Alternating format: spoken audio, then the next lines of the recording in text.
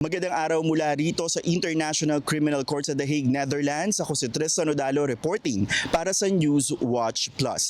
Inaabangan na ang pag-uumpisa ng confirmation of charges hearing para kay dating Pangulong Rodrigo Duterte bukas, February 23. At ano nga ba ang mga latest development dito sa mangyayaring week-long hearing para sa dating Pangulo? Una, sinabi ng pamilya Duterte na hindi sila binigyan ng visitation rights ng korte kaya wala tayong masisilayang mga kapamilya ng dating Pangulo. Pero nagpadala naman sila ng grupo ng mga abogado ni Pangulong Duterte para matiyak na may Filipino representation pa rin kahit na may defense counsel na ang dating Pangulo sa katauhan ni Nicholas Kaufman at Dove Jacobs. Ano nga ba ang dapat nating asahan dito sa confirmation of charges hearing? Ang confirmation of charges hearing, tulad nga ng paulit-ulit na sinasabi ng ICC, ay hindi maituturing na isang paglilitis. Bagkus ay isang proseso kung saan aalamin kung may sapat na basihan ba para umusad sa isang full-blown trial. Nakapanayam natin si ICC spokesperson Orian Mai at binigyan niya pa tayo ng explanasyon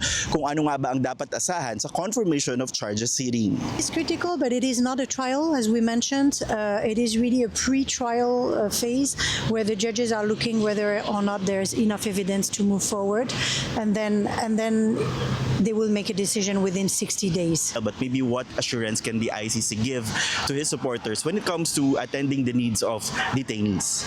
Well, we are a fair and independent court, and our detention conditions are fair and humane, and they abide to the highest international standards. So that is one guarantee. Also, the judges had appointed a panel of medical experts to make a decision on the fitness to attend the proceedings.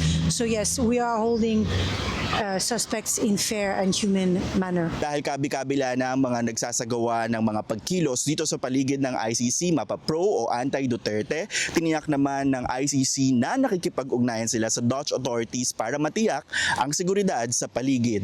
Tomorrow, as you know, we're going to open the confirmation of charges hearing in the Duterte case.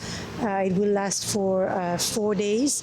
So the prosecution, the defense, and the legal reps of victims will be presenting arguments in court. So they are very busy preparing for those oral submissions in the courtroom, and everybody is working to make sure that tomorrow will run smoothly. Nakausap din natin ang ilang mga grupo na ang sigaw ay hustisya laban kay Duterte. Ang mensahe po namin dito sa court, i-convict si dating Pangulong Duterte, panagutin po si dating Pangulong Duterte doon po sa kanyang mga krimen sa mamamayang Pilipino, lalong-lalo na po sa mass murder o extrajudicial killings ng mga Pilipino nung siya po ay nakaupo sa pwesto.